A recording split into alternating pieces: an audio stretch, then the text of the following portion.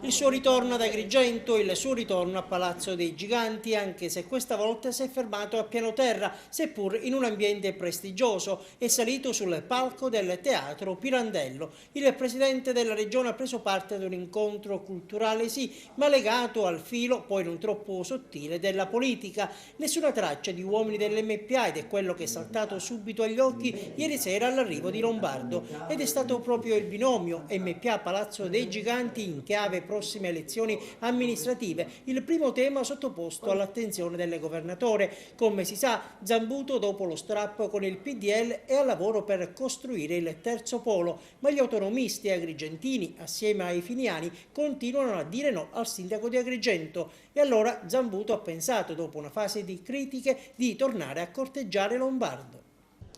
In una realtà locale importante come Agrigento, che peraltro si accinge a tenere elezioni comunali l'anno prossimo, è il gruppo dirigente locale che fa le sue scelte. Come dire, mi spiace che ci sia stata la polemica e ora una certa serenità. E il corteggiamento è fra le righe della lettera che Zambuto ha inviato al governatore per sollecitare la definizione dell'iter amministrativo per il finanziamento della rete idrica cittadina.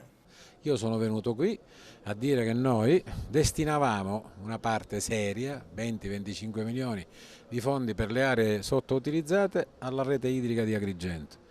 Chiaramente il sindaco sapeva e sa, e lo sanno tutti i cittadini accorti, che il fondo FAS è stato tenuto bloccato per tanto tempo, ne abbiamo liberato un pezzo con il ministro Fitto, ora c'è un nuovo governo col quale riprendiamo l'interlocuzione. Da parte del governo regionale per questo argomento, ma anche per altri, come dire, non è venuta mai meno l'attenzione e il senso del proprio dovere, che è quello di servire le comunità locali, soprattutto per dei fabbisogni, dei servizi fondamentali come quello della distribuzione dell'acqua potabile. E dal comune di Agrigento alla provincia, qui l'attenzione si è spostata sulle vicende giudiziarie che hanno investito il suo amico presidente. A Lombardo abbiamo ricordato un episodio che fece anche tanto clamore.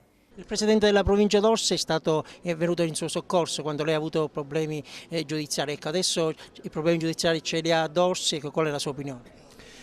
Quando si hanno problemi non si viene in soccorso dell'uno o dell'altro, in soccorso dell'uno e dell'altro dinanzi alla magistratura viene la verità, che poi grazie a Dio emergerà anche nel caso di Dorsi, che paradossalmente, avendo tagliato 1000 sprechi, eliminato altrettanti privilegi e pestato molti piedi, si trova, come dire, a dover fare i conti con delle osservazioni o accuse che sembrano incredibili. Certo, quando uno legge 40 palme e pensa ad una palma da 10 metri che vale 1000 euro, onestamente comincia a pensare male, ma se la palma vale 70 centesimi o un centesimo ed equivale a un vassoio di pasta di mandorla, c'è da meravigliarsi che magari chi la produce, una torta piuttosto che un vassoio di pasta di mandorle, non rifiuti per cortesia di incassare 30 o 40 euro.